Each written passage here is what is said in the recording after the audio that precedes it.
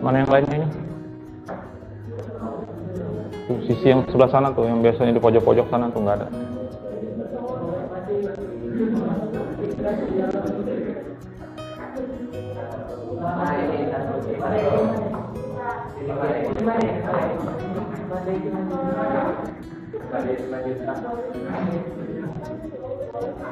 Kita lanjutkan ya. Pertemuan yang ketujuh, mata kuliah dasar manajemen dan bisnis. Selamat siang. Assalamualaikum warahmatullahi wabarakatuh. Nanti ada tugas ya. Yang kita bahas hari ini adalah keterampilan manajerial dan manajemen konflik. Ya, bahwa dalam organisasi itu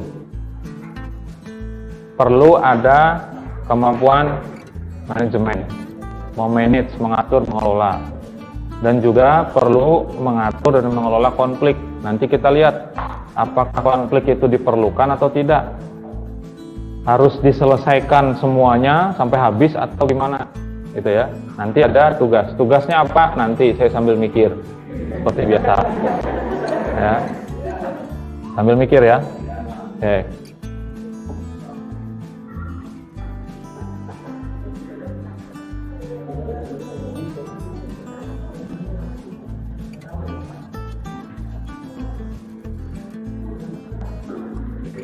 Ya, kita kembali dulu ya.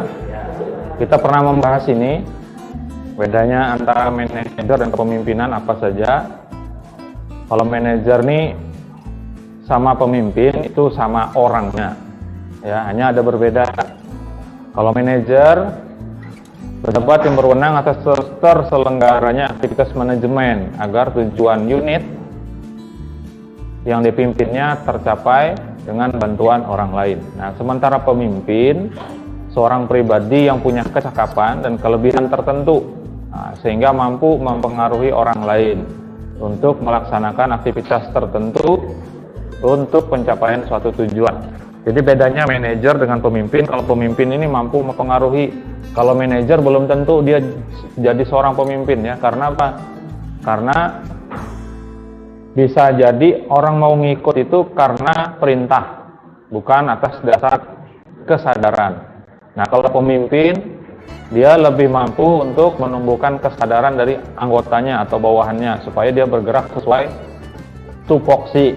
Masih ingat tupoksi? Baru minggu kemarin. Tugas pokok dan fungsi. Kalau tugas dan fungsi itu pokoknya kemana? Hilang.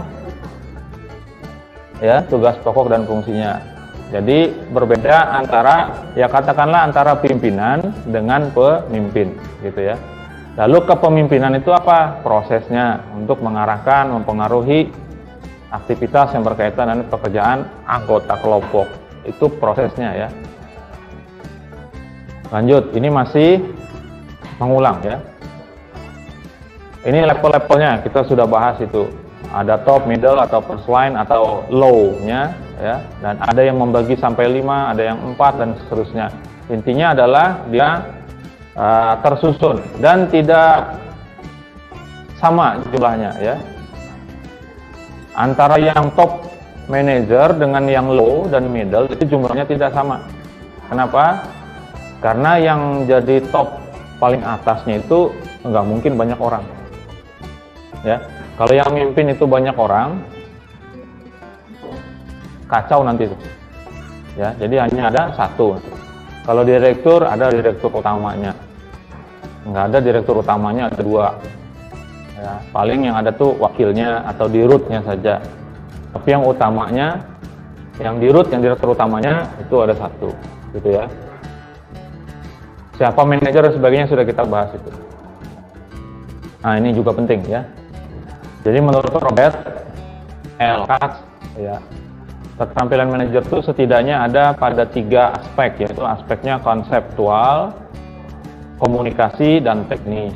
Tapi Ricky Gedipin menambahkan lagi 2 ya. Jadi pemimpin itu atau manajer itu perlu punya ilmu tentang bagaimana caranya memanajemen waktu dan punya keberanian untuk membuat keputusan. Nah, ini yang jarang sekali.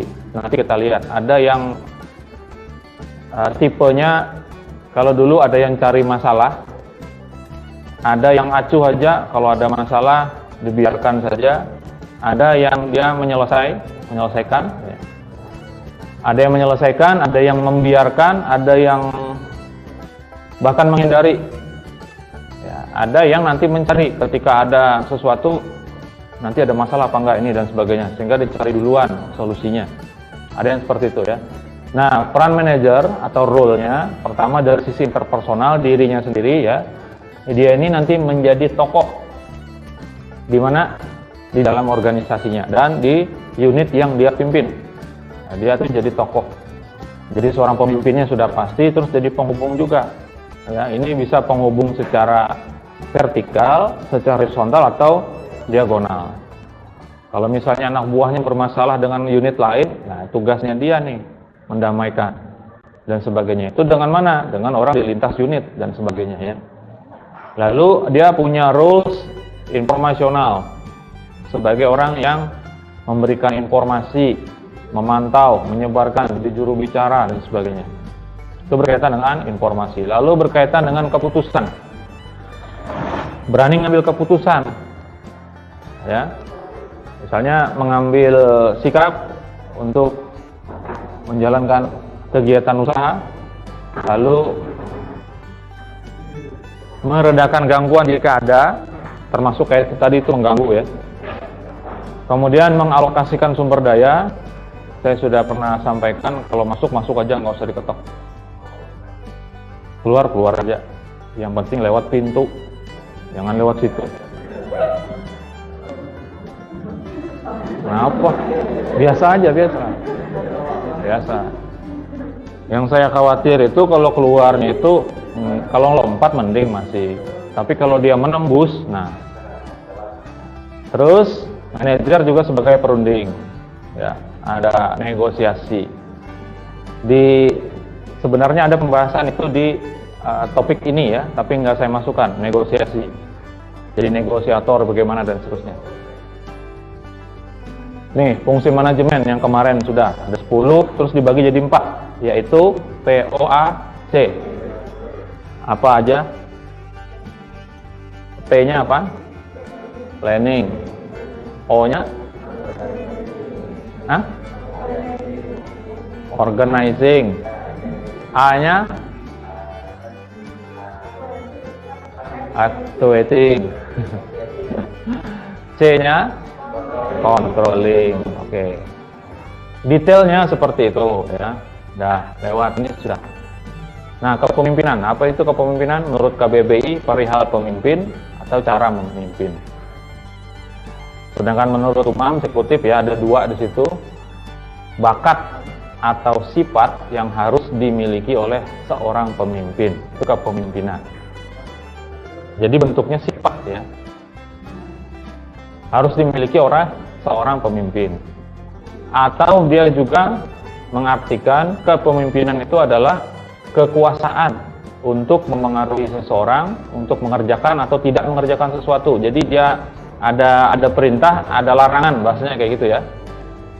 Nah, kegiatan memengaruhi termasuk juga, ya, kegiatan memengaruhi perilaku orang lain, atau kepemimpinan itu adalah seni memengaruhi perilaku manusia, baik perseorangan maupun kelompok. Kalau dalam organisasi itu dimensinya ada 2, ada dimensi individu, ada dimensi kelompok. Jadi cara mengubah orang itu, mengubah orangnya, mengubah kelompok. Itu menurut Umam, ya. Agak cepat ini. Ini perbedaan antara pemimpin dan non pemimpin. Jadi kalau pemimpin, ya, dia memberikan inspirasi kepada bawahan. Kalau non pemimpin, dia mendorong. Ayo kamu. Gitu. Nah, ini sifatnya lebih mengarah kepada instruksi, lebih mengarah kepada perintah. Kalau non pemimpin. Tapi kalau pemimpin ngasih inspirasi, dia ngasih gambaran-gambaran sehingga si anak buah ini dengan kesadarannya sendiri pengen kayak gitu, melaksanakan itu. Gitu, ya. Nah, itu berbeda nanti, hasilnya juga akan berbeda. Orang itu ketika dia melaksanakan sesuai dengan passionnya, sesuai dengan keinginannya dia, biasanya hasil yang didapat itu lebih maksimal dibanding kalau dia diperintah sedangkan dia nggak suka suatu pekerjaan itu. Sama aja seperti kalian ini, kalau tidak menghayati, tidak menjiwai kuliah, ngerjakannya malas. Lihat tadi tugas gitu aja sudah down itu. Aduh, walaupun dalam hati aja. Ya. Dan yang seperti itu tuh kelihatan aja dari muka. Ya, kita paham aja. Orang senang dengan tidak senang itu kelihatan aja dari wajah. Ya. Nah, kalau pemimpin menyelesaikan pekerjaan dan mengembangkan bawahan, non pemimpin menyelesaikan pekerjaan dan mengorbankan bawahan. Beda. Jadi kalau pemimpin itu semangatnya adalah suksesnya sama-sama. Memang tujuannya organisasi yang paling utama, tapi gimana caranya supaya kemampuan anak buahnya ini bisa berkembang juga, bisa lebih mahir. Kenapa? Karena efeknya nanti akan lebih baik. Kalau misalnya skill itu bisa diukur ya, diukur misalnya maksimal 100%. Dengan diberikan tugas seperti ini, dikasih arahan, dikasih inspirasi, kasih semangat, dia mau mengerjakan, pasti punya niat ingin belajar tentang sesuatu itu. Ketika dia belajar, yang seharusnya tadi dia bisa menyelesaikan, misalnya kalau berkaitan dengan efektivitas dan efisiensi, kalau melaksanakannya itu dalam durasi 10 menit, dengan kemampuan tambahan tadi setelah dia bisa berkembang, inspirasi dari atasannya, dia bisa melaksanakannya dalam waktu 9 menit. Berkurang nih, 1 menit ya. Bisa dibayangkan itu, kalau beberapa pekerjaan bisa dia save waktunya itu 1 menit, 1 menit, 1 menit, 10 pekerjaan aja 10 menit sudah. Berarti masih bisa ditambah 1 pekerjaan lagi, kan begitu. Yang awalnya hanya 10 pekerjaan ya dalam waktu 100 menit, sekarang jadi 11. Berdasarkan kemampuan dia tadi yang sudah bisa berkembang. Nah, kayak gitu ya. Nah, kalau pemimpin mikirnya kayak gitu, berarti lebih bisa maksimal bekerja. Itu beda dengan non pemimpin. Pokoknya yang penting selesai. Setelah itu udah. Nah, anak buah tidak berkembang, hasil nanti tidak akan bertambah, gitu ya. Lalu kalau pemimpin memberikan contoh kepada bawahan cara melakukan pekerjaan. Kalau bahasa kita gimana ya?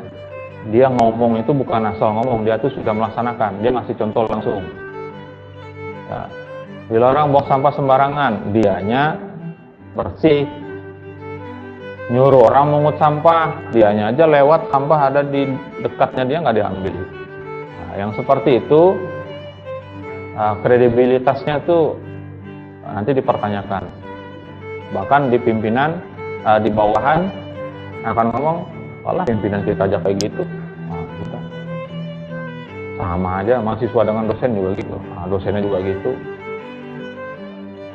Ya. Nah, kalau non pemimpin menanamkan perasaan takut pada bawahan, memberikan ancaman. Nah, susah nih ya. Kalau yang kena yang kritis, bawahannya protes dia. Kampus kan dilarang merokok. Di kampus ini dilarang merokok, dilarang knalpot bising juga dilarang. Ya.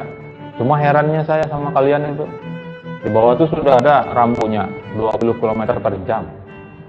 Ternyata memang betul dilaksanakan 20 km per jam. Di situ lewat dikit itu digasnya sudah. Apalagi yang mau keluar dari situ. Saya sering berdiri di depan itu, di depan ruang senat itu, yang dekat sebelahnya ruangan saya itu, pintu kaca itu. Sering berdiri di situ. Mau saya teriakin rasanya, mahasiswa. Ya, begitu lewat langsung, langsung apa? Hati-hati loh, di bawah sini parkiran. Nanti ada yang keluar di situ. Nah, terus ingatkan ya, keluar dan masuk itu sesuai dengan tempatnya. Ya, masuk kan lewat pintu sana, pagar. Keluarnya lewat sini, jangan dibalik. Sudah beberapa kali terjadi kecelakaan, baik di dalam dan di luar situ, di luar pagar kita. Ya. Mau saya teriakin rasanya, tapi ini kampus gitu loh. Kalau teriak-teriak kayak gitu kan nggak pas. Malah saya kalau pas kebetulan lagi jalan ada yang jalannya kenceng kayak gitu, apalagi dari belakang sana sudah kenceng duluan, mau saya tarik, tak jatuhin sekalian.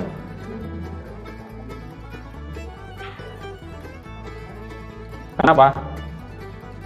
Ada rambu-rambunya sudah, kita coba taat aturan ya. Terus berbahaya. Saya sudah melewati masa-masa kayak kalian itu ya. Dan ketika sudah sadar, menyesal. Dulu waktu STM kebut-kebutan, rokok, sama sudah saya ulang lagi rokok ya. Akhirnya menyesal ya. Kenapa? Nggak ada alasannya ternyata nih yang bisa tepat untuk saya pakai sebagai alasan, kayak itu nggak ada ya. Beda dengan orang tua dulu yang kerjanya di hutan, menetes, memantau, bahuma.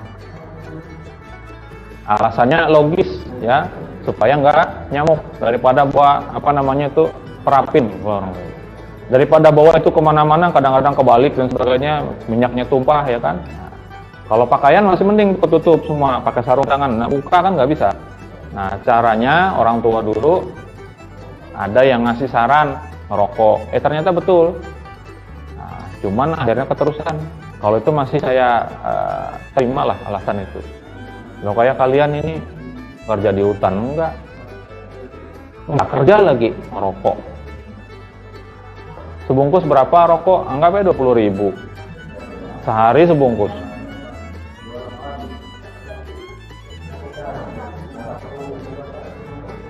Sehari sebungkus kali 20.000 sehari kali 30 hari 600.000 itu sebulan kan buat bayar uang kuliah. Nah, ternyata habis buat rokok aja ya kan, minta lagi sama orang tuanya 600. Mikir nggak gitu orang tua nyarikan duitnya?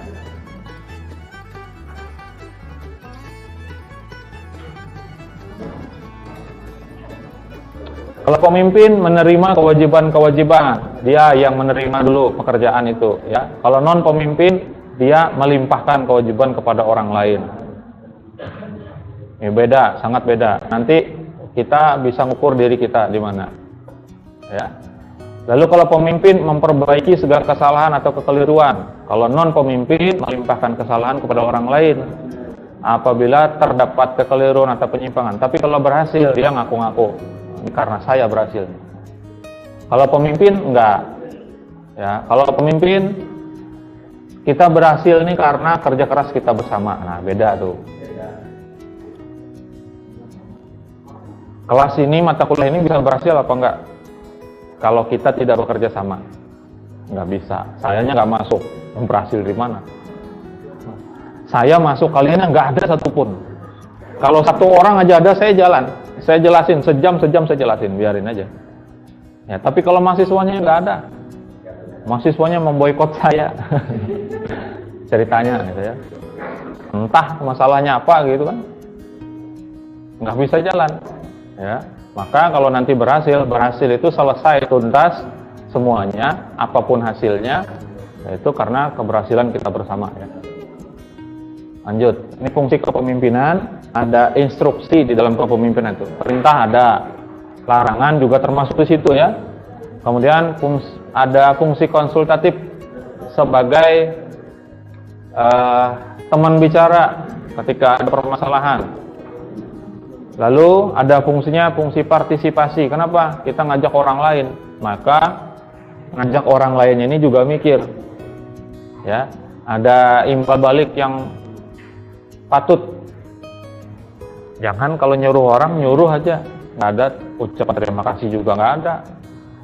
Terima kasih itu juga nggak cukup ya. Pertalite naik masalahnya. Nah, ya. Gas nanti naik juga. Semuanya pada naik. Masa terima kasih aja. Gitu ya.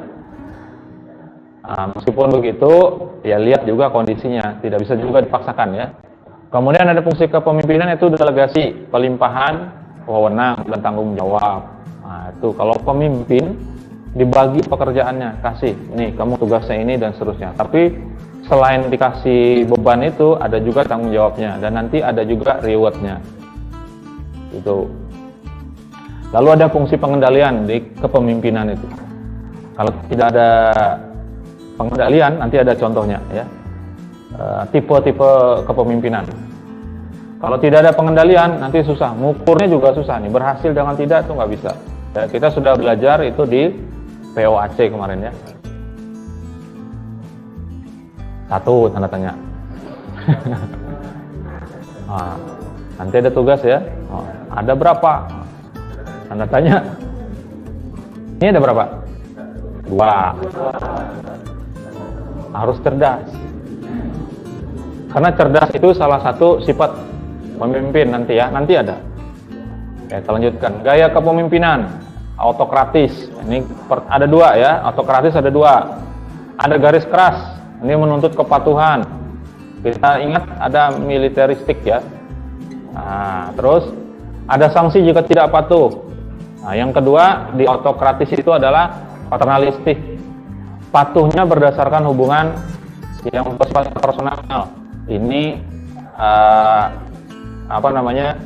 kenal misalnya sama orang yang di atas, sehingga kalau tidak bagus-bagus kerjanya karena sebab orang gitu ya. Padahal harusnya bekerja ya maksimal, harusnya gitu, nggak usah karena ada sesuatu, ada seseorang. Yang kayak ini nih agak susah ya, apalagi kalau misalnya orang cari muka, susah tuh. Kemarin sudah jelasin ya, padahal sudah punya muka.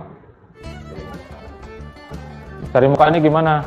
Kalau nggak ada orang yang bakal dia cari mukanya gitu, dia biasa aja. Tapi kalau ada, dia show up, so sibuk dan sebagainya. Seolah-olah dia sendiri aja yang bekerja, tuh orang lain nggak. Ada yang kayak gitu. Kemudian birokratik. Nah, ini berjalan, kepemimpinannya berjalan berdasarkan aturan kebijakan organisasi. Kemudian inovasi dan kreativitas itu sesuai garis ketetapan. Jadi ini baku dan kaku. Ya, kalau birokratik, kalau harus ke situ prosesnya ya ke situ, nggak bisa dipangkas aja biar cepat gitu. Inovasi dan kreativitas itu sesuai dengan ketetapan. Jadi kalau dia jadi susah nih berkembangnya, harusnya bisa lebih fleksibel gitu. Siapa tahu itu jadi ide baru untuk usaha misalnya ya kalau dalam bisnis. Ini kalau sudah masuk ke setelah UTS kita lebih mengarah ke bisnisnya. Ya. Lalu ada lagi yang diplomatis. Nah, ini kurang suka menggunakan kekuasaan, lebih suka persuasif ya secara pribadi, motivasi bawahan. Diplomatis ini gimana ya? Nyari win-win solution. Kayak gitu. Mau menyalahkan, nggak usah disalahkan lah biar aja, tapi ini. Nah, susah yang kayak begitu tuh susah. Kenapa? Yang salah nanti merasa dia benar. Kenapa? Dibiarkan. Makanya ada tulisan di bawah itu ya. Jangan biasakanlah yang benar, jangan membenarkan yang biasa. Gaya kepemimpinan partisipatif. Orang lain boleh ikut. Ya, secara terbuka. Melalui apa? Macam-macam. Bisa minta pendapat, bisa lewat rapat, bisa lewat kuesioner juga termasuk sebetulnya ya, bisa dipakai untuk mencari informasi. Lalu ada lagi yang free rein leader. Nah, ini bebas. Pokoknya tujuannya ini bebas, terserah kalian gimana caranya. Nah, sudah gitu. Ini susah juga. Nanti apa? Ada yang nabrak aturan, ada yang macam-macam, ya dan sebagainya. Kontrolnya gimana? Kontrolnya pada saat diminta aja. Pada saat diperlukan baru. Ini susah nih gaya pemimpinan kayak gini. Ya. Kenapa? Karena bisa jadi nanti melenceng. Walaupun sudah ditetapkan tujuannya, betul, sudah. Tapi harusnya prosedurnya juga ditetapkan, dikasih tahu. Ya.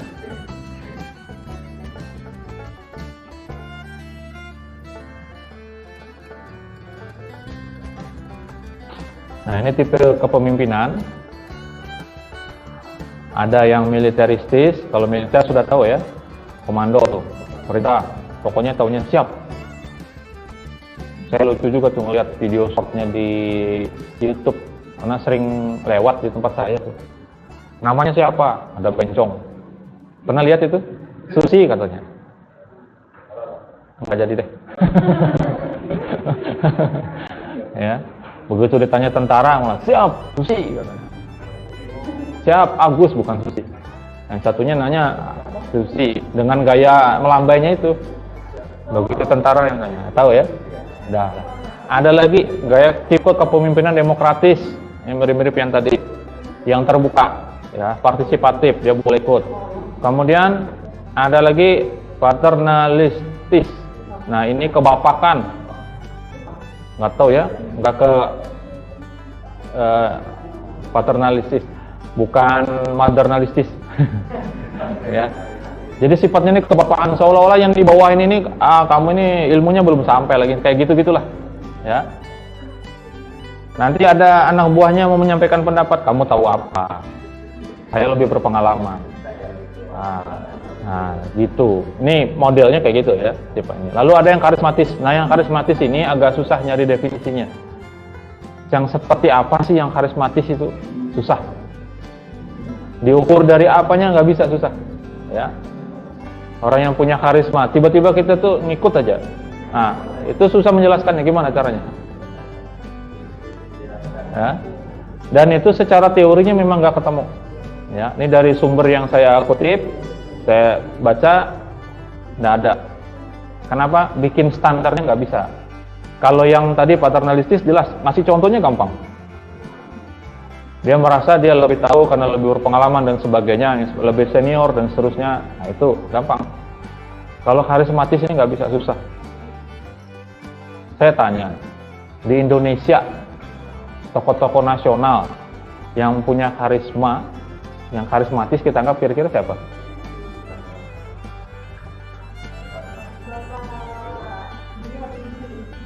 B.J. Habibie. Karismanya itu dari mana gitu?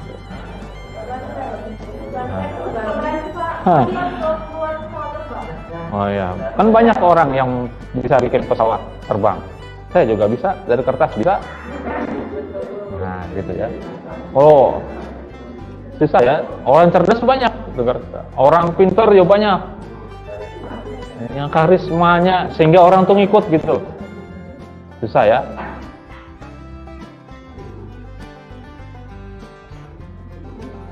Tapi ada yang kita jadikan panutan, orang itu ada. Nah, kita bisa mengatakan itu secara karisma. Jadi panutan itu bukan kalau dosen misalnya, ya dipatuhi ya karena sebab dia dosen, itu lain. Itu nggak ada karisma kalau kayak gitu. Sama kayak saya kan nggak ada karisma. Nah, gitu. Ya. Tapi dengan melihat orang itu, misalnya kita tuh jadi pengen ngikut kayak beliau misalnya, nah itu punya karisma. Tapi positif ya. Nah, yang seperti itu. Saya nggak tahu kalau di kampus ini siapa orang yang punya karisma, yang kalian anggap berkarisma. Ya, nggak tahu ya.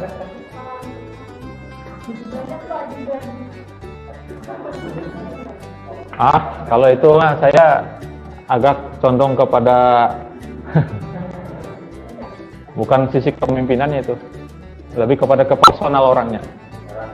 Ya, jangan-jangan sedang jatuh. Apa? Kau sini ya? Oh, iya.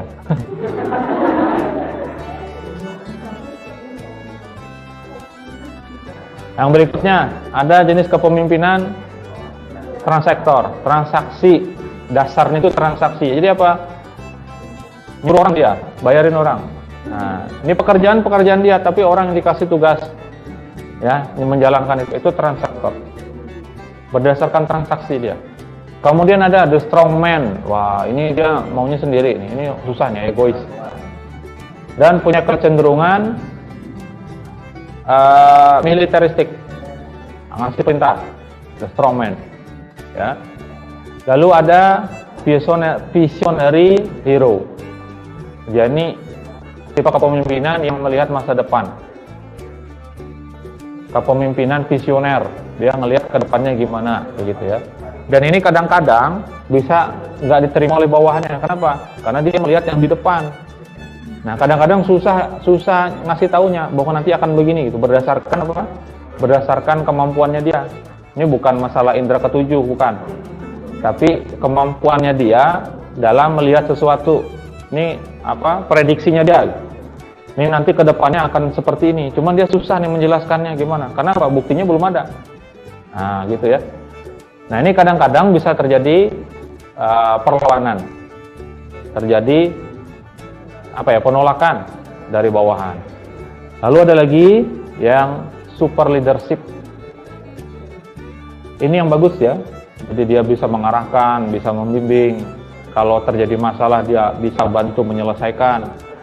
Kalau perlu ada yang berkonsultasi, dia bisa bantu solusinya gimana dan seterusnya ya. Nah, kita sebenarnya bisa mengukur dari kita juga. Kita ini masuk yang mana? Apakah masuk di translator yang orang aja yang menyelesaikan, kita tahu beres saja. Ada yang kita sendiri, pokoknya sendiri ya, kita semuanya. Jadi ketua iya, jadi anggota iya, jadi operatornya iya, jadi yang presentasi dia sendiri juga. Nggak mau sama orang lain pokoknya. Bisa. Ada yang lihat ke depan. Yang bagus adalah yang super leadership ya. Nah, kemudian kepemimpinan, pemimpin itu perlu percaya diri. Cuman ada 3 nih masalahnya. Ada yang overconfidence, terlalu percaya diri. Nah, ini biasanya cenderung otoriter. Kenapa? Dia merasa sempurna sendiri. Jangan juga kayak gitu ya. Ada ibarat, ada pepatah, masih ada langit di atas langit. Nah, langit ada berapa? Yang kita tahu 7 ya. Nah, sekarang dia posisi ke-7 sudah. Gimana? Padahal ya itulah kadang-kadang kalau kita telaah lagi beberapa peribahasa itu kadang nggak cocok ya. Nonton cita-cita Anda setinggi langit. Itu ucapan saya lupa saya itu. Nah, kita sampai langit aja nggak bisa. Kalau saya gitu ya. Nah, terus masih di atas langit ada langit. Ini sudah langit ke-7. Ada lagi. Dan dia merasa di langit ke-7 sudah. Susah nih ya. Kalau terlalu melampaui, terlalu percaya diri bahaya. Kemudian ada lagi yang underconfidence. Dia ini nggak percaya diri. Nah, ini juga susah jadi pemimpin. Gimana? Kenapa? Ngambil keputusan nanti nggak bisa. Ragu-ragu. Gimana? Diputuskan begini apa begini? Begini. Nggak bisa. Dan saya melihat juga itu di antara kawan-kawan saya ada yang bisa mengambil keputusan, ada yang tidak. Artinya apa? Kalau dia nggak bisa ngambil keputusan, ini susah jadi pemimpin. Justru nanti akan yang terjadi malah dilempar kepada anak buahnya aja. Contoh ya, misalnya nih kalau dalam sistem ada terjadi misalnya sistemnya down, nggak bisa diakses. Apa yang harus diambil nih? Yang harus dilakukan apa? Kemungkinan nanti banyak, ada yang bisa dikembalikan lagi sistemnya supaya bisa up lagi, yang bisa diakses lagi, ada yang nggak bisa. Nah, kalau yang bisa di up lagi, sama, semua keputusan orang akan sama apa? Kita up lagi. Tapi kalau yang nggak bisa lagi dibalikin, hapus semuanya, terhapus misalnya, apa yang terjadi? Nah, bingung, ambil keputusannya gimana?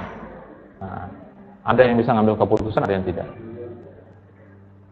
Contoh kayak kalian juga misalnya, kerjakan tugas di flash disknya jatuh, datanya rusak.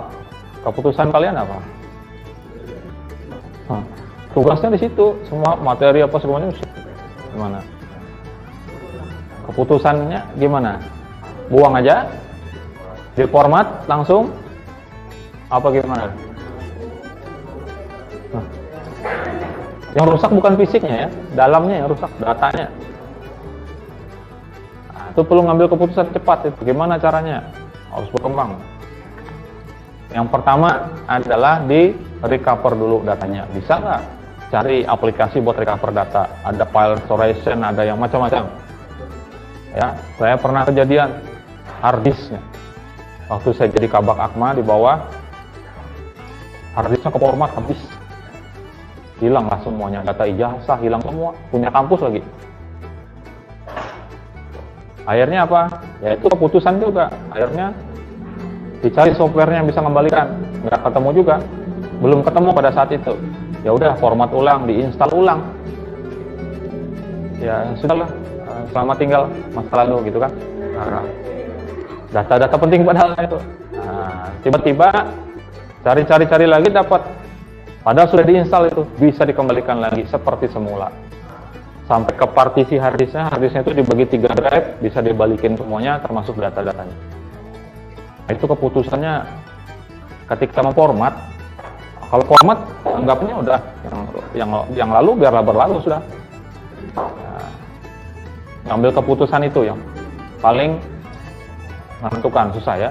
Kemudian ada self confidence. Ini percaya dirinya wajar ya. Punya sifat arif, bijaksana. Arif itu apa? Bijaksana itu apa? Cari aja sendiri, tapi paham aja. Sifat kepemimpinan. Dalam kepemimpinan itu nanti menguras energi, fisik dan saraf, bahkan mikir. Ya. Saya aja memimpin kelas ini mikir. Materinya ini cukup atau tidak, durasi waktunya dan sebagainya. Ya. Kemudian kalau ngasih tugas, sebenarnya yang repot itu dosen bukan mahasiswa. Mahasiswa tuh enak aja ngerjain tugas. Ya. Jadi jangan terlalu merasa terbebani dengan tugas. Kenapa? Justru yang lebih berat itu dosennya. Kenapa? Ketika bikin soal itu harus bisa dijawab oleh mahasiswanya. Ini bisa dijawab sama enggak? Mahasiswanya ini bisa nyampe enggak? Gitu. Itu dosennya mikir. Apalagi mata kuliah pemrograman, algoritma, matematika. Maka ada dosen senior yang menyampaikan ke saya, kamu katanya, kalau bikin soal, kamu tes dulu. Kalau kamu bisa selesaikan dalam waktu 15 menit, mahasiswa itu ngerjakannya bisa 2 jam. Ukurannya kayak gitu. Jadi yang susah itu sebetulnya dosennya. Nah, mahasiswanya tahu terima aja tugas. Tahu ngerjain aja. Jadi gitu ya. Maka kita harus bekerja sama. Ketika saya ngasih tugas, ngerjakannya yang benar, yang serius. Susah ngukurnya ini supaya bisa. Nah, terserahlah ya. Nah, dalam kepemimpinan juga harus tahu tujuan dan arah organisasi kemana. Ya, harus antusias. Antusiasnya apa? Antusiasnya bersemangat. Ya, ramah dan punya afeksi tuh, rasa kasih sayang. Rasa kasih sayang tuh bukan kasih sayang yang begitu maksudnya. Ada simpati, ada empati, ya.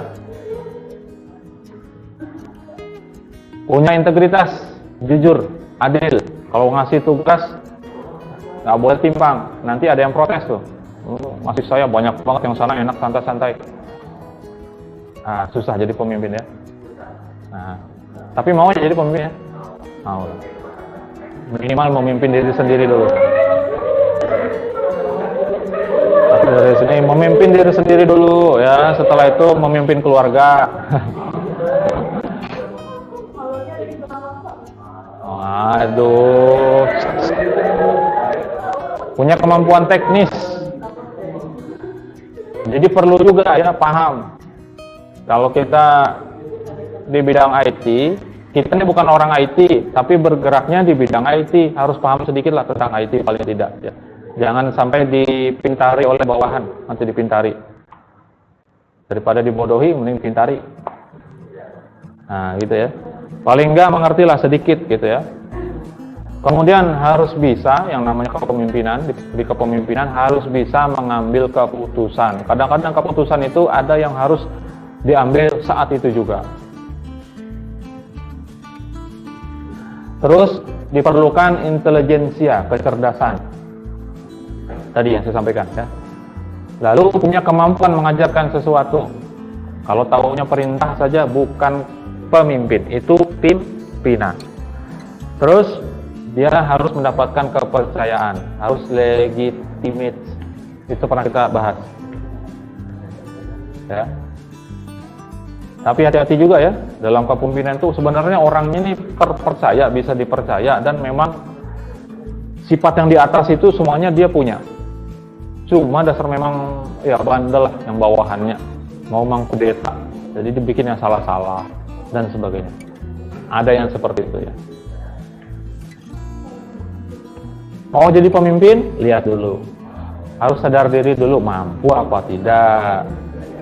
Ukur tingkat kepercayaan diri tadi ya, yang over, yang under, atau yang self ya. Tingkat kepercayaan diri kita ini di bawah. Kalau kita memang susah ngambil keputusan, agak susah nih jadi kepemimpinan yang paling tinggi ya. Mungkin level bawah mungkin masih bisa ya.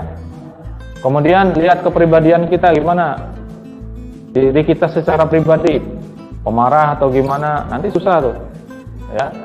Orang tidak sabar jadi pemimpin susah. Kemudian ketika kita menghadapi masalah, kita ini gimana, bersikap tenang atau heboh luar biasa, aduh gimana ya, ribut sendiri ya. Tapi tenang itu juga bukan tenang santai, gampang aja nanti selesai sendiri, wah ini gawat ya. Ada masalah yang bisa selesai sendiri? Ada. Dibiarin aja gitu, nanti selesai sendiri. Sebenarnya nggak selesai ya, cuman karena nggak diurusin lagi aja gitu ya. Harus siap menghadapi perubahan kalau mau jadi pemimpin. Perubahan apa? Semuanya. Perubahan sifat orang bisa jadi dalam organisasi. Kenapa? Yang jadi faktor utamanya dalam organisasi itu orang. Kalau mesin, kalau money, kalau metodenya bisa dirubah, metode bisa diganti, mesinnya bisa diperbaharui, uangnya bisa minta pinjaman dan sebagainya kalau memang kurang ya. Tapi kalau orang, susah nih. Kenapa? Sudah kita bahas, makhluk sosial, punya kebutuhan sendiri ya, sifatnya dinamis. Nah, bisa ya. Harus berpikir kreatif. Apa kalau istilah orang sekarang itu out of the box, mikirnya itu di luar kotak ya. Mampu mengambil keputusan, nah mengajak orang lain berpartisipasi, jangan dikerjain sendiri, diajak orang lain supaya terlibat, supaya bisa jadi tahu ilmunya, dan nanti kita gampang. Justru kalau seperti itu malah lebih mudah tuh dalam proses pekerjaan ya. Nah, tegas dalam menetapkan reward dan punishment. Jadi kalau orang salah, kasih sanksi. Kalau dia benar, bagus, punya prestasi, dikasih penghargaan. Walaupun hanya sekedar kertas saja, piagam penghargaan. Tapi orang senang, ya. Siapa yang nggak senang dipuji di sini? Wah, ada, pasti dipuji. Engkaulah, mampu memanajemen waktu dengan sebaik-baiknya. Ya, jadi kalau ada target tertentu, kalau bisa dicapai sebelum targetnya itu lebih bagus. Minimal yang bisa diterima ya, tepat waktunya. Kalau lambat, sebaiknya jangan, kan kayak gitu ya. Lalu memberikan paparan kepada anggota, maksudnya menyampaikan informasi kepada anggota. Jangan informasi baru dapat berkaitan dengan organisasi nggak disampaikan. Nah, itu berbahaya. Misalnya ada peraturan berubah ya, organisasinya harus punya ini lagi, aturan-aturan izin-izin tertentu, nggak disampaikan, malah ditutup. Nah, yang seperti itu. Tapi dalam organisasi selalu saja ada orang model kayak gitu, yang dia tuh pengen tahu dia sendiri aja. Kalau dia tahu, dia taunya sendiri aja, nggak mau ngasih tahu orang lain. Ini bahaya kan? Nah, mahasiswa jangan sampai seperti itu. Nah, saya sudah ngasih contoh. Saya nggak mengajak juga, tapi sekarang saya mengajaknya. Kemarin ngajaknya secara tidak langsung, cuman paham atau nggak tahu. Nah, sekarang saya sebutkan aja langsung. Salah satu ajakan saya itu bentuknya adalah yang seperti ini nih, yang saya pakai ini. Karena di channel saya nggak saya tutup itu, artinya siapapun bisa, gitu ya. Nggak ada ruginya juga bagi ilmu. Ruginya di mana? Orang yang punya ilmu tuh bagi ilmunya, ruginya di mana? Nggak ada. Yang ada malah manfaat. Nah, saya juga mengajak sekarang. Nah, sekarang secara langsung ya.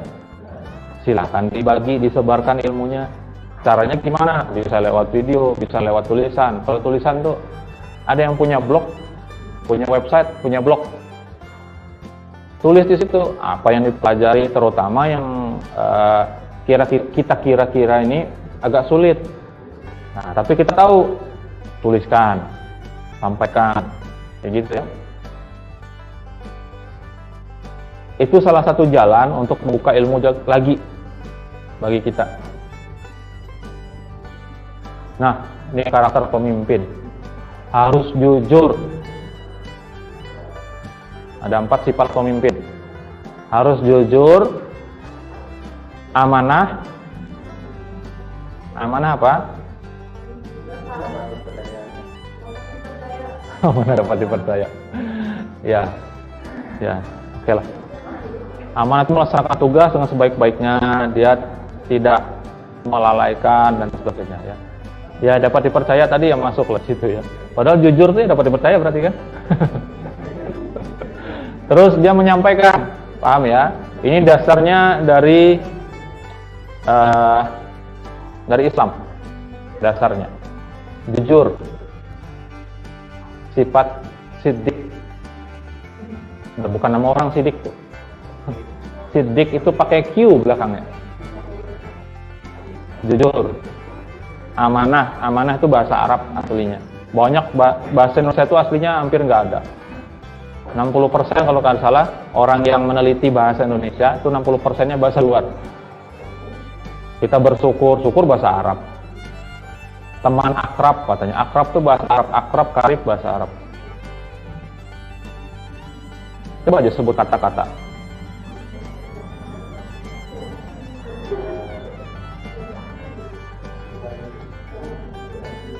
Maka lucu kemarin rame di medsos, rame benci Arab.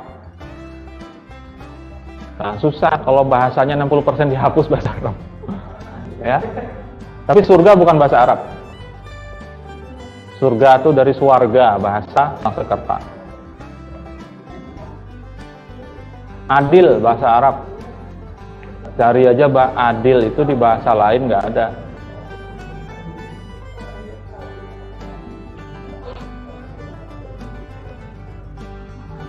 Sekarang sudah lebih banyak kosakata bahasa Indonesia waktu diseminasi, termasuk kata-kata dari daerah ya yang diserap dimasukkan. Cuman saya belum tahu sudah masuk atau belum.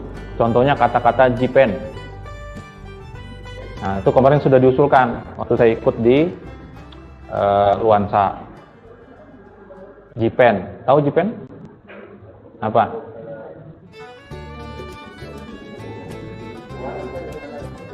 Tahu nggak?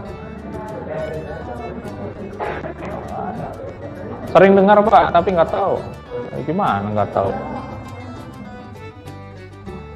Kalau ada yang melakukan kesalahan, biasanya kena jipen. Denda. Ada lagi penghuni. Nggak tahu apa bahasa Indonesianya penghuni. Orang Banjar bilangnya kepuhunan. Nah. Kepuhunan tahu, tapi bahasa Indonesianya apa? Bukan kualat. Penghuni. Susah menjelaskan itu, tapi kita paham. Nah, itu mau dimasukin juga ke kosakata bahasa Indonesia. Cuman nggak tahu sekarang sudah masuk atau belum. Sudah diusulkan. Waktu saya ikut di Luansa kemarin. Udah lama sih ya. Terus menyampaikan sesuatu yang dia tahu, dia sampaikan. Itu kembali ke situ tadi ya, slide sebelumnya. Apa kalau istilahnya tabligh, menyampaikan. Kemudian cerdas itu kalau bahasa Arabnya fatonah, bukan nama orang. Ini nama istilah. Punya 4 sifat ini layak jadi pemimpin. Nah, dari kemarin saya sudah ngetes kecerdasan ya. Tapi itu kecerdasan nggak tahu saya masuknya di mana itu. Kalau spiritual pasti bukan, emosional pasti bukan, mungkin intelektual ya yang saya tes. Nanti saya mau tes lagi.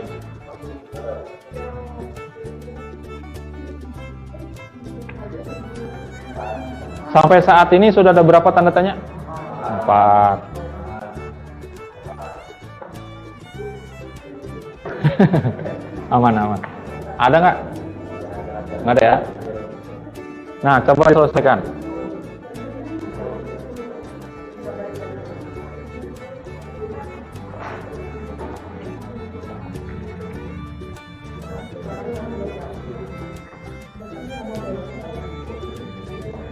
Ada 4 piringan. Di besi A pindahkan ke besi B ya. Tapi harus kembali seperti itu. Nah, boleh pakai besi C. Tidak boleh yang besar di atas yang kecil. Ini melatih kecerdasan.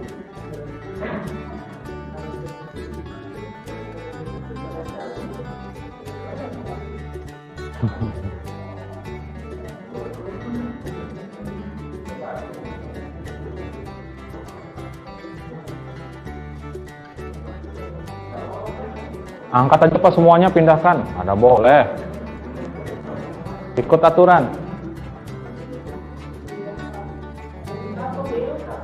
Dari A ke B, nanti kembali susunannya sama persis seperti itu. Jadi boleh minta bantuan pakai C. Pindahkan dulu ke C, ke B lagi, ke C. Yang penting dia posisinya di C nanti, di B nanti. Posisinya seperti itu. 1, 2, 3, 4.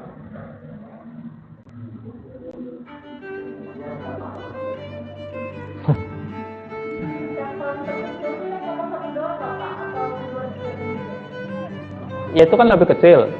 Jadi nggak boleh 2 di atas 1, nggak boleh. 3 di atas 1, di atas 2 kan nggak boleh dia. 1, 1. Oke. Yang 1 pindah ke C. Oke, di sini ada 1. Terus nggak boleh. Bukan, boleh aja, tapi kalau 1 atasnya 2 kan lebih besar, nggak boleh. Nggak boleh. Gimana sih? Tawar. Kalian ini. Kalau sementara mah gampang, langsung aja tumpuk 1, 2, 3, 4. Itu aja sebelah kan selesai dia. Yang nggak cerdas namanya kalau gitu. Ayo.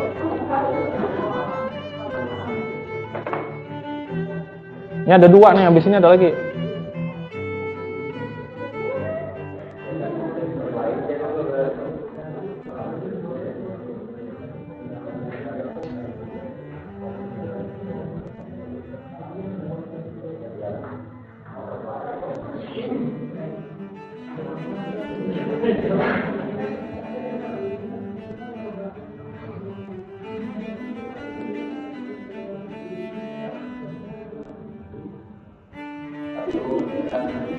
Satu pindah ke C. Oke, di sini 1.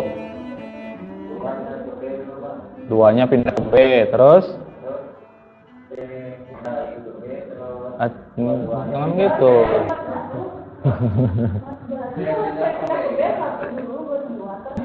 Jangan berantem. Di sini 1. Oke. Terus 2-nya di mana? 2-nya di sini. Oke.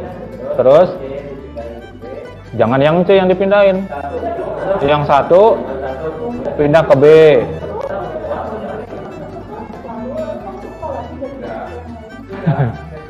Nanti dulu satu-satu, mereka lagi diskusi.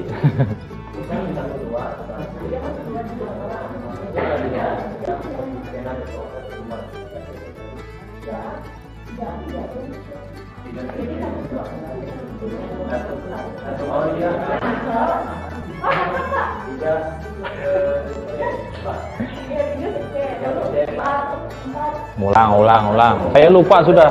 Kalian diskusi berdua, saya lupa. Tadi 1 pindah ke C, oke. 2 ke B, oke. Ini yang 1 dipindah lagi ke B, oke. Yang 3 ke C, terus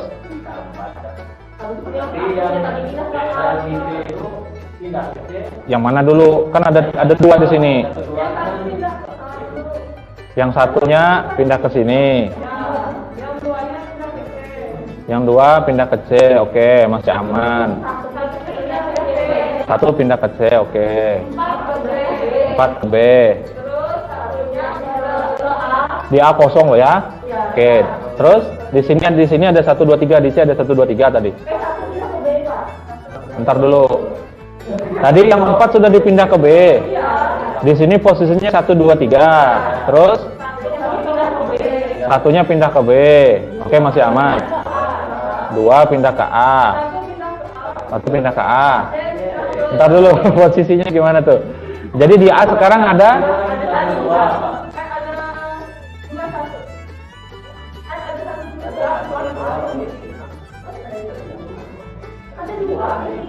ulang ya. Tadi di B ada 4, di C ada 1, 2, 3. Sekarang yang satu pindah ke A.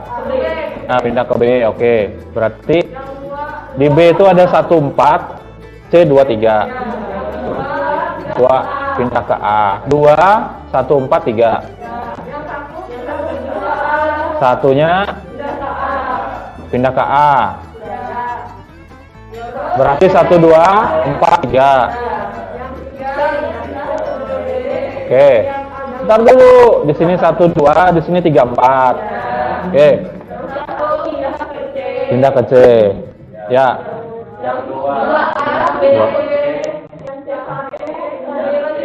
Oke. Dah.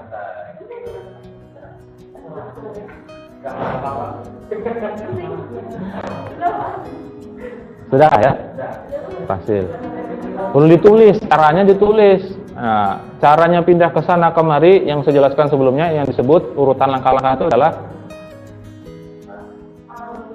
algoritma, bukan logaritma, algoritma. Kalau urutannya tadi salah, hasilnya nggak bisa diketemukan, salah juga. Lanjut ya. Konflik ini bagian yang kedua. Ya, konflik kata KBBI percekcokan, perselisihan, pertentangan. Menurut Hanso, interaksi yang dimanifestasikan tuh yang nampak, yang ada wujud berwujud dalam ketidakcocokan pendapat dalam kesatuan sosial baik individu, kelompok atau organisasi. Jadi bisa secara individu, bisa juga secara kelompok atau di organisasi. Nanti kita lihat itu bisa antar organisasi bahkan ya konflik itu.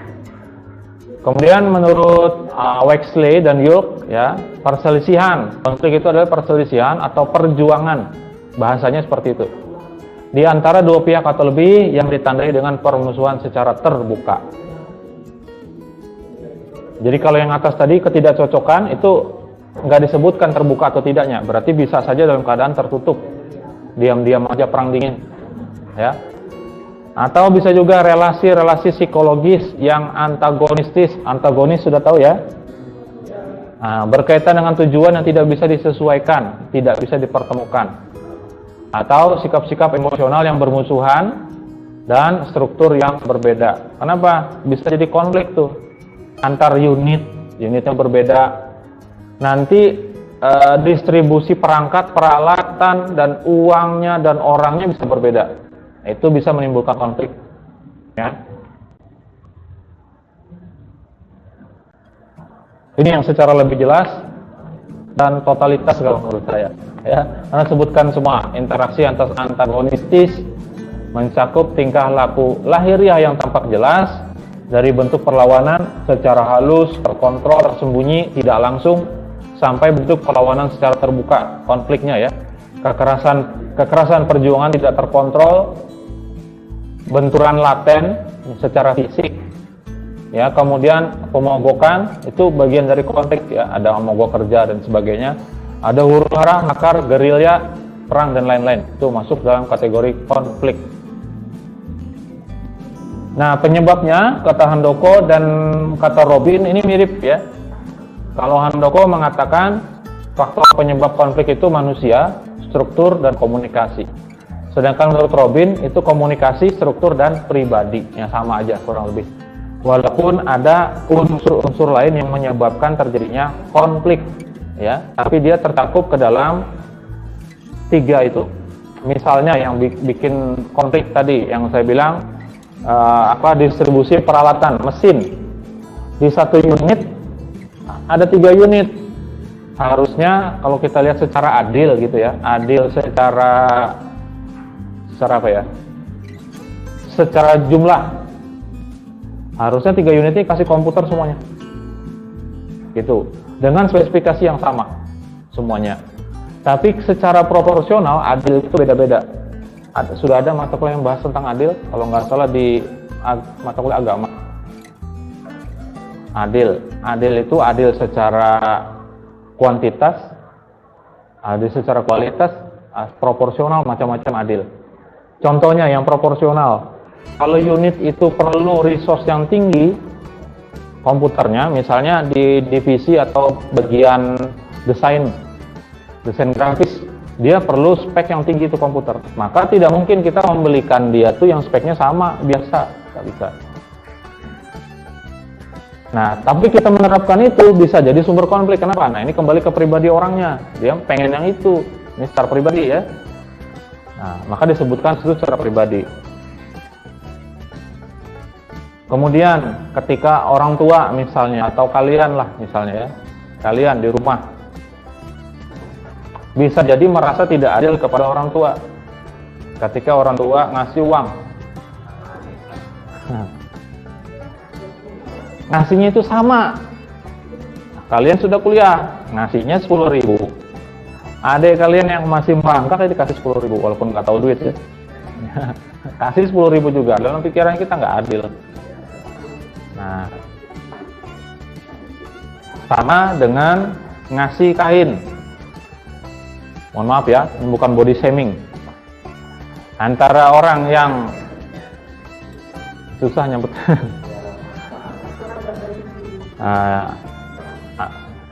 Disclaimer dulu ya, ini bukan body shaming ya. Sebagai contoh yang mudah.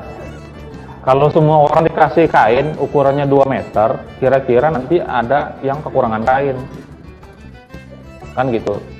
Nah, maka harus ngasihnya gimana? Harus sesuai. Nah, kalau sesuai itu bukan sama rata ya. Kalau sesuai itu namanya adil secara proporsional. Ya, proporsional. Jangan ngasih orang sama rata semua.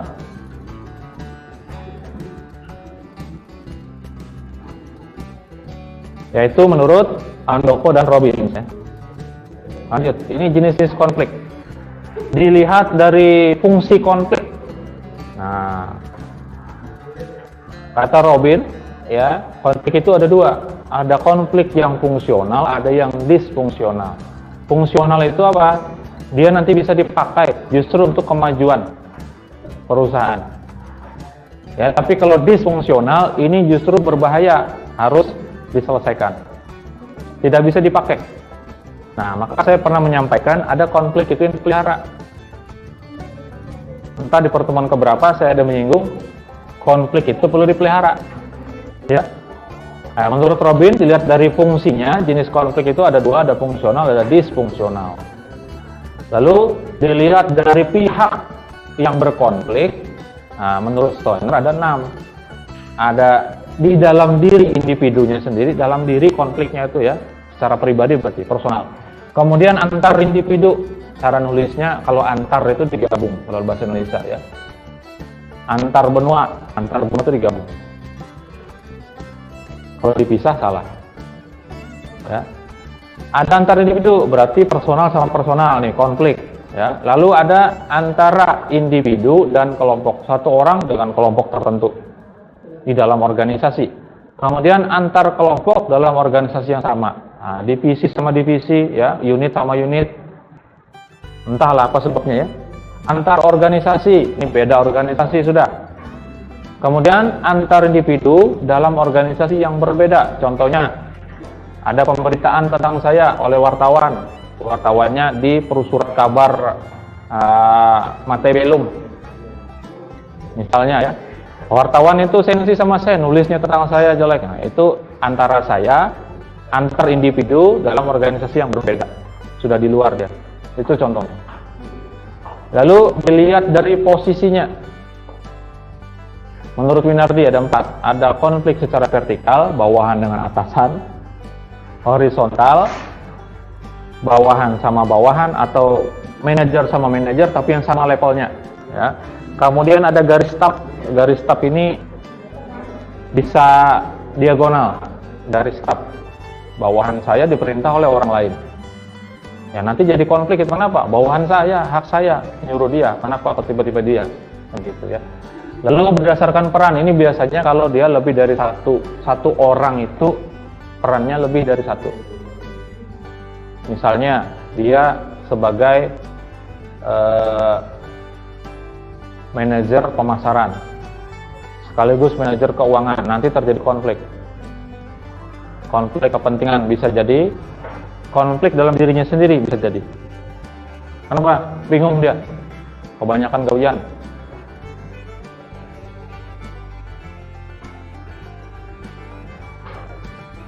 Nah, ini pandangan tradisional dan modern terhadap konflik ya. Kata pandangan tradisional, konflik itu bisa dihindari. Kalau modern, tidak bisa.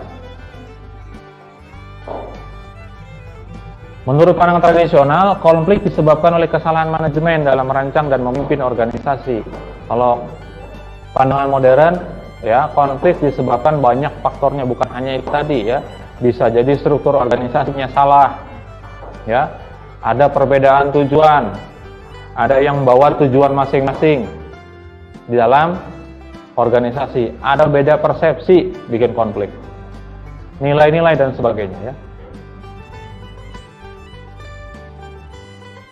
Konflik bisa mengacaukan organisasi dan menghambat atau mencegah pencapaian tujuan optimal.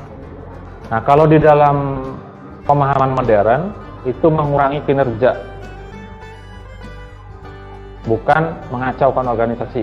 Organisasinya nggak kacau, tetap jalan, tapi kinerjanya turun. Nah, gitu ya. Lalu manajemen bertugas mengeliminasi konflik. Mengeliminasi itu meminimalkan sampai dengan menghilangkan. Ya, itu dari versi tradisional.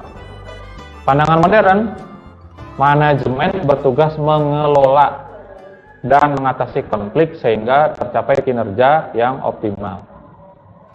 Jadi dikelola. Kalau bisa diatasi, tapi kalau tidak dikelola. Dikelola itu diatur supaya jangan sampai ke tahap maksimal konfliknya. Diredam aja, tapi masih ada. Gitu ya. Nah, lalu untuk mencapai kinerja optimal, konflik harus dihilangkan sama sekali. Nah, orang modern, enggak. Tingkat konfliknya moderat, diatur. Jadi masih tetap ada. Bedanya ya. Nah, ini. Hubungan antara konflik dengan kinerja. Kalau tingkat konfliknya rendah, tidak ada konflik sama sekali, ya, yang terjadi itu disfungsional. Kenapa? Orang bersikap apatis. Apa apatis? Cuek aja. Kenapa? Tidak ada masalah sama sekali, orang cuek akhirnya. Justru yang keseringannya dalam organisasi orang jadi kepo itu adalah kalau ada masalah. Ya. Pengen tahu tuh ada apa sih. Jadi suasana organisasinya hidup ya. Stagnan itu tetap jalan di tempat, nggak ada perubahan, gitu-gitu aja. Tidak responsif jadinya, lalu kurang ide baru, layanannya jadi rendah. Nah, yang bagus adalah tingkat konflik yang optimal itu yang bisa diatur tadi, yang moderat. Ya. Ini tipenya fungsional. Tadi kalau kita merujuk ke yang dua tadi menurut Robin. Ada fungsional, ada disfungsional. Nanti organisasinya akan hidup, ya, kritis. Nah, orang lain begini, kita tidak. Itu kalau ada konflik, ya. Kemudian bisa inovatif kalau ada hal-hal yang baru. Kualitas layanan jadi lebih tinggi, itu efeknya ya. Jadi kalau kita sudah mengadopsi hal-hal yang baru dari konflik itu, cara menangani konfliknya juga dengan cara-cara baru, nanti layanannya akan maksimal, akan tinggi. Itu menurut ahli ya. Kita mungkin bisa nggak setuju ya. Kalau tingkat konfliknya tinggi juga terjadi disfungsional. Kenapa? Akan mengganggu. Jadi bikin kacau dan tidak kooperatif. Orang-orang di dalamnya kalau sudah berkonflik tingkat tinggi, ketemu aja nggak mau, buang muka. Itu di mana-mana sering terjadi. Sama ya kayak kalian itu. Kalau sudah tidak cocok,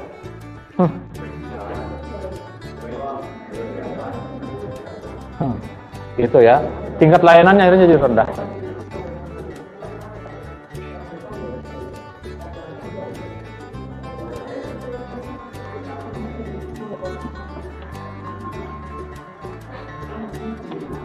Gaya penanganan konflik ini menurut Kittner dan Kinnicky, ya, ada gaya penanganan konfliknya integrating. Nah, ini menyelesaikan masalah, duduk bersama, panggil orang yang bermasalah, sini ayo kita bahas, duduk masalahnya apa sih kalian ini berantem. Nah gitu, anu Pak, dia mutusin saya Pak, walah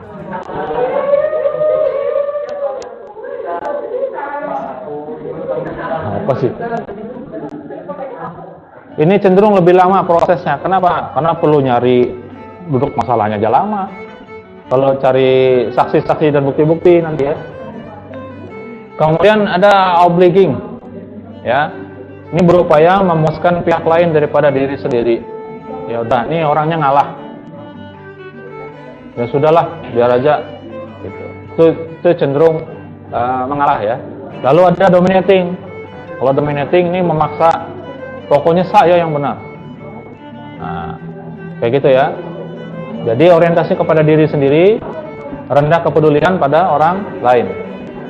Lalu ada avoiding. Nah ini menghindar. Gaya kepemimpinannya ada masalah, nggak kepengen dia ngurusin. Cenderung orang lain suruh. Apalagi untuk hal-hal yang sifatnya sepele ya. Dalam kondisi tertentu, pemimpin kalau levelnya level top itu memang tidak harus mengurusi hal-hal kecil. Misalnya gubernur, wali kota, nggak usah ngurusin petugas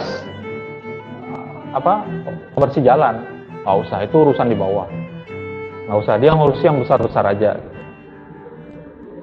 Ya, ini avoiding, menghindar.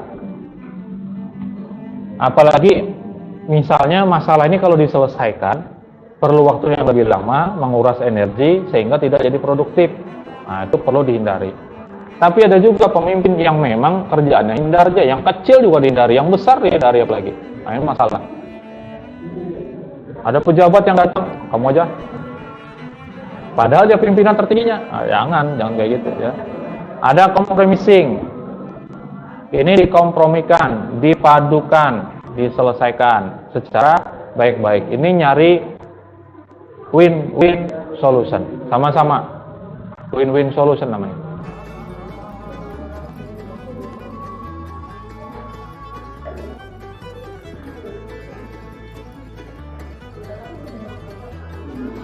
Nah, cara menghindari konflik kepentingan. Konflik kepentingan itu contohnya apa?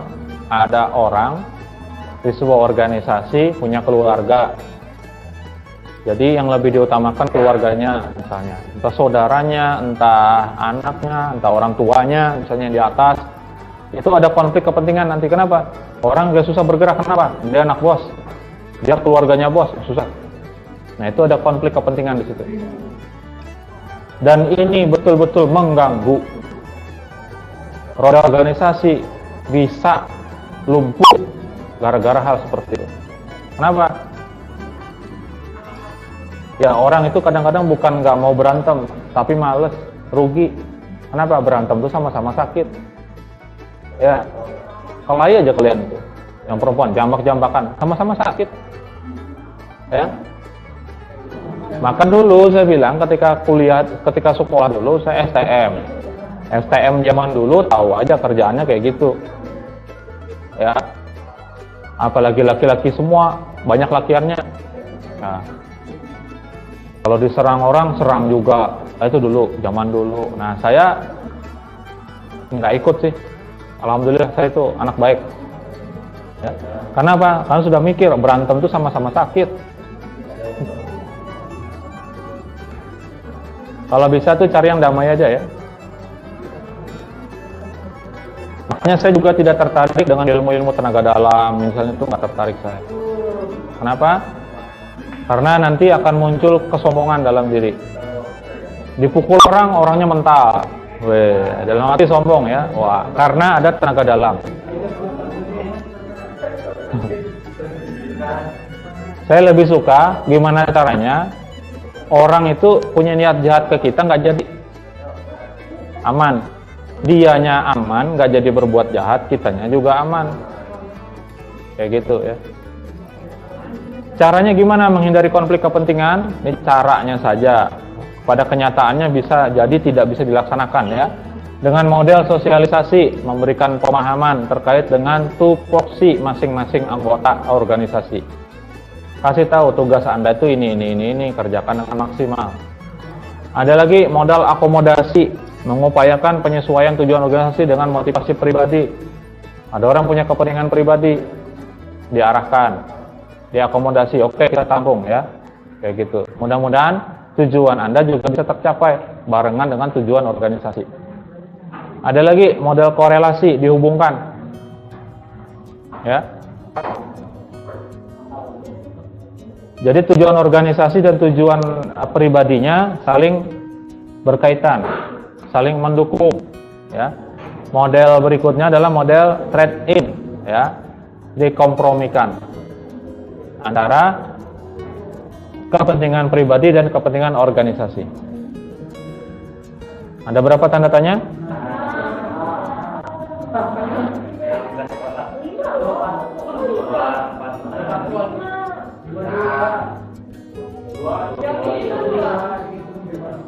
Totalnya. Tapi tugasnya bukan itu. Mikir lagi.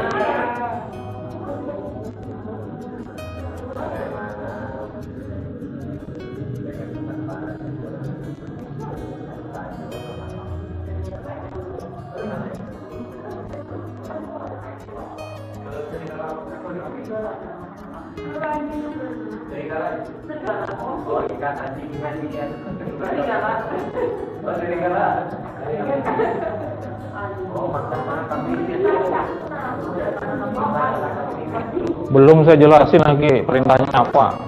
Wow, main seberang-seberang aja. Ada 3 bawaan ya. Ada 1 orang pemuda bawa 3 bawaan. Yang pertama ada serigala kecil. Ya. Kemudian ada dia bawa sayur, hilang sayurnya. Wah, nggak ke kopi itu sayur. Ada sayurnya, dia bawa sayur juga, dan ada bawa anak kambing. Tahu ya kalau serigala sama kambing musuhan, bisa dimakan. Nah, gitu ya. Dia mau nyebrang dari sisi sebelah sini ke sebelah sana, ke sisi bukit sana. Perahunya itu hanya bisa dimuati oleh dia sendiri dan 1 bawaan aja.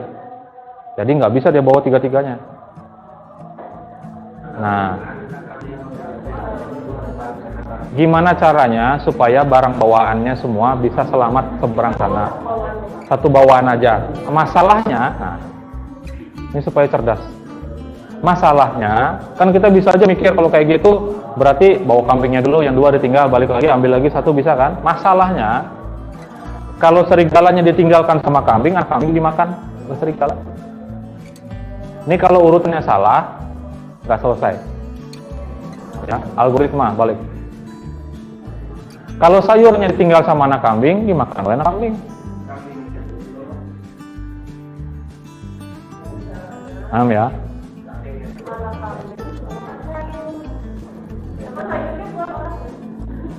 Harus selamat semuanya, bawaan ini 3-tiganya harus selamat. Oh boleh. Caranya. Harus selamat sampai seberang sana. Dia ini bawa 3 bawaan itu. Dia ini habis dari pasar lah, habis berburu dan sebagainya, ceritanya gitulah. Ya nggak tahu gimana caranya ini. Saya kan nanya.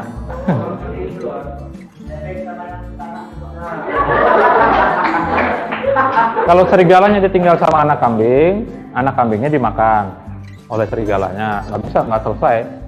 Kalau sayurnya ditinggal sama anak kambing, dimakan oleh anak kambing sayurnya, nggak selesai masalahnya.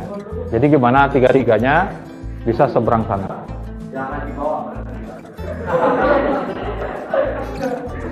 Tandanya tidak cerdas. Iya, kenapa? Itu tipenya menghindar kalau ada masalah. Ya. Nanti saya cek ngumpulkan tugas apa enggak, jangan-jangan nggak ngumpul tugas. Gimana caranya? Hanya bisa 1 bawaan. Harus gantian ya, tapi gimana caranya supaya selamat semua sampai ke seberang? Pertama, nggak mungkin kan serigalanya kamu ke sana, kan nggak mungkin. Kalau ada pemuda itu aman semua. Kenapa? Kan dia bisa cegah. Anak kambingnya makan sayur, nggak bisa dipukul sama dia. Bisa.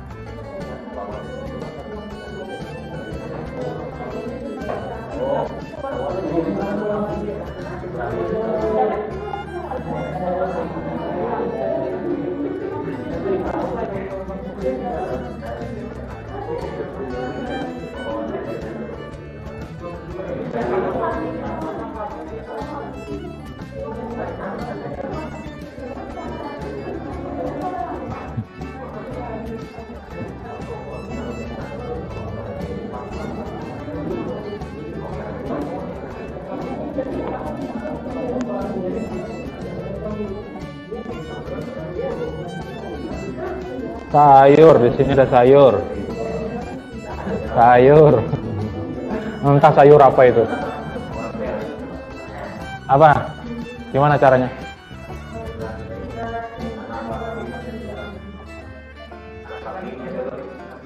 Oke, pemuda nyebrang bawa anak kambing. Aman nggak? Sayurnya aman. Nggak usah mikir macam-macam. Pokoknya yang saya sampaikan tadi itu aja syaratnya, nggak usah ditambah-tambah. Tapi kan bisa aja Pak jatuh ke sungai Pak, jadi nggak bisa deh Pak. Nggak usah. Itu pola pikirnya rumit gitu. Mesti tanda tangannya susah itu. Pasti ketika menghadapi sesuatu itu mikirnya kemana-mana gitu, pusing duluan. Biasanya gitu. Kalau mikirnya mengandai-andai terus kayak gitu ya. Oke, pemuda menyeberang dulu membawa anak kambing. Terus balik lagi, anak kambingnya dibawa apa ditinggal?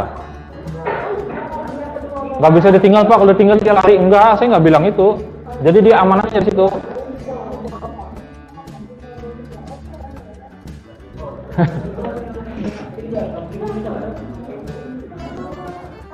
Boleh ditinggal, dia nggak akan lari. Tadi kita berangkat aja bawa anak kambing ditinggal, sayur sama itunya kan nggak lari ceritanya. Gak usah mikir terlalu jauh. Mengada-ada aja.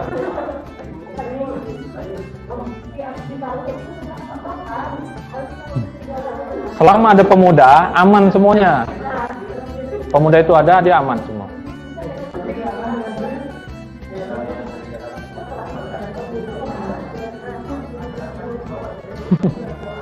Ayo.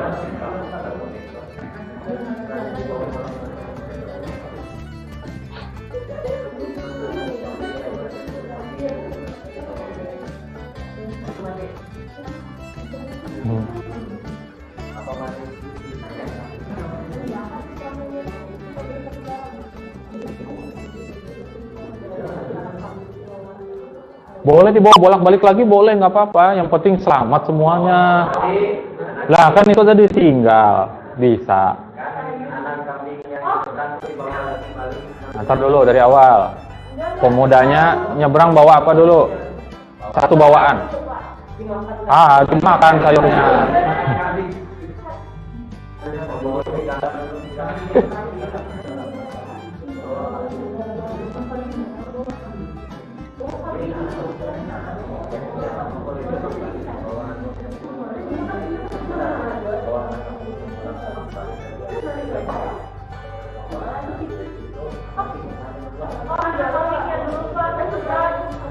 Pemuda menyeberang dulu dari sisi A, katakan gitu ya, sisi A ke sisi B gitu aja ya.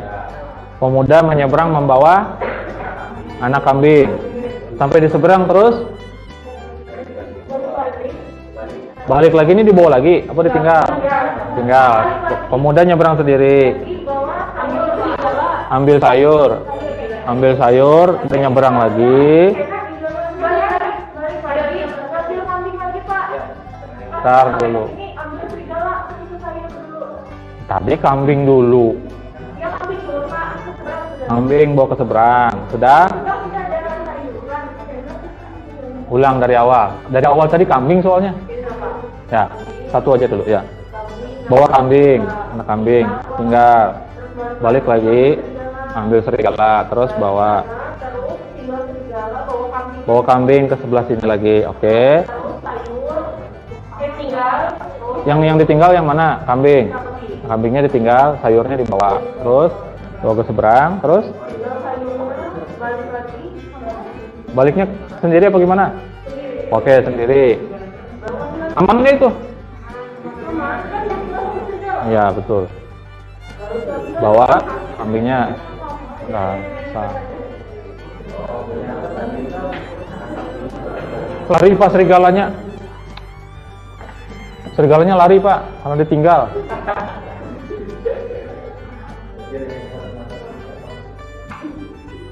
Nggak ada yang bisa nyebrang Pak, perahunya bocor katanya. Nggak ada. Ya. Jangan biasakan gitu ya, mau ada menghayal kesana kemari.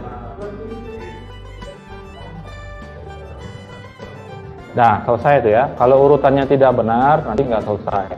Atau bisa selesai tapi lama prosesnya. Kenapa? Bolak-balik, bawa supaya jangan dimakan, gitu ya.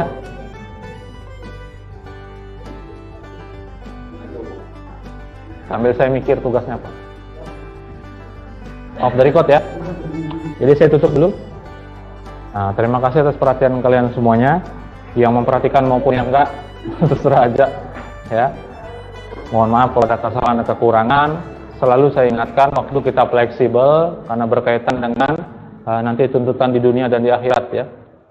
Nah, dosennya jam kerjanya kurang katanya dan sebagainya ya. Kita sama-sama maklum dan